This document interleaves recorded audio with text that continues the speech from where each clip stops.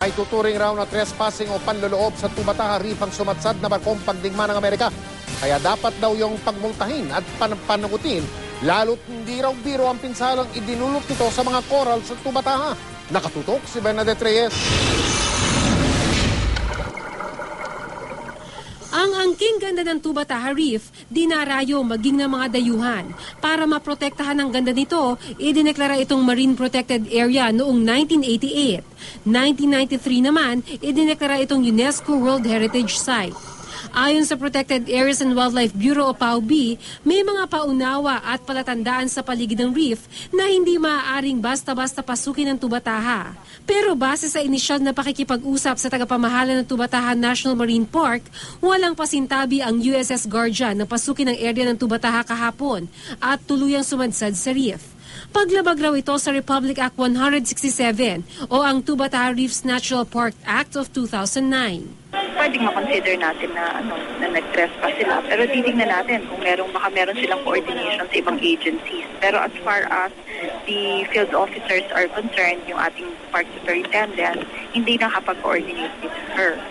Sabi ng Worldwide Fund for Nature Philippines, kahit pa magkaibigan ng Pilipinas at Amerika, dapat silang pagmultahin at panagutin sa nangyari. Kung sakali makalusot naman ang Amerikano, hindi sila magbayad o hindi nila aminin na may kasalanan sila dahil hindi sila nagpaalam bago sila pumasok dyan.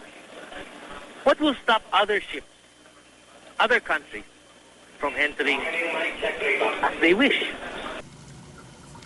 Ayon sa tagapamahala ng Tubataha, 12,000 pesos ang multa sa kada square meter ng coral na masisira.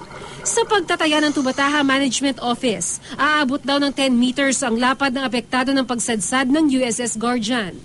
Pinag-iisipan na rin daw nila ang pagsampa ng protesta. Ang presyo per square meter is 12,000 based on scientific studies and evaluation, ecological valuation methods na ginamit. Maliit yun sa kanila. Pero yun ang kinalabasan ng ating pagsusuri. Although we know that we are not capturing many other elements of the environment in that price. Pero sabi ng PAWB, administrative fine lang raw ito at kailangan pa magbayad ng karampatang multa ang Amerika para ma-restore ang nasirang bahagi ng reef. Yung administrative fee lang yun. Apa? Oo, so iba pa yung pag na-estimate na yung actual damage. Kung ano yung sinusupport ng coral reef na yun, say, sa fishery resources, ng communities surrounding Tubataha. Tapos yung value niya sa ecotourism. Yun nga lang sabi ng WWF, hindi mababayaran ng pera ang panahong kailangan bunuin para maibalik ang nasirang koral.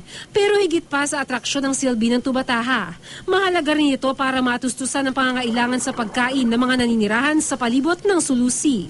Tubataha is the food factory of the Sulu Sea. Tubataha is the source from where the fisheries of the provinces and islands surrounding the Sulu Sea get much of their fish, the larvae. Doon nagagaling sa Tubataha. Siya ang pugat. Bernadette Reyes, Nakatutok, 24 Oras.